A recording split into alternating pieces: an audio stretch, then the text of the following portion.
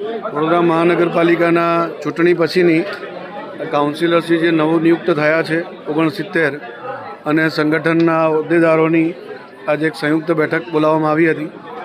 તેમાં મુખ્યત્વે સંગઠનાત્મક વિષયો પર વાતચીત થઈ છે. આગામી દિવસોમાં નગરજનોની આકાંક્ષા અને અપેક્ષા ઉપર નવા ચૂંટાયેલા પ્રતિનિધિઓ ખરા ઉતરે એનું માર્ગદર્શન આપવામાં આવ્યું છે.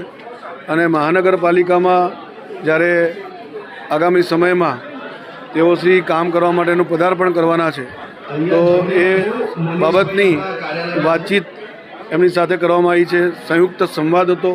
સંગઠન અને ચૂંટાયેલી પાંખ આ રીતે જ 2 મહિને 3 મહિને સંયુક્ત બેઠક કરીને જે પણ પ્રશ્નો હશે એનું સમાધાન આવે એવા પ્રકારના પ્રયાસો વડોદરા મહાનગર ભારતીય જનતા પાર્ટી દ્વારા થવાના છે.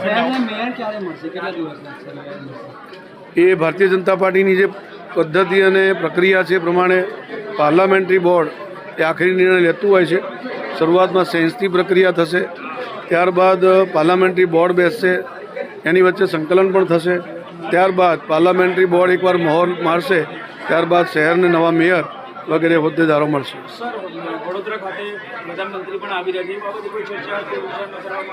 ના, પ્રધાનમંત્રીશ્રી જે આવી રહ્યા છે માન્ય નરેન્દ્રભાઈ એક સરદાર ધામનું લોકાર્પણ માટે આવી રહ્યા છે અને હજુ સુધી ભારતીય જનતા પાર્ટીના કોઈ કાર્યક્રમ છે એવી કોઈ સૂચના નથી, પરંતુ કોઈ સૂચના આવશે જરૂરથી જણાવવામાં આવશે.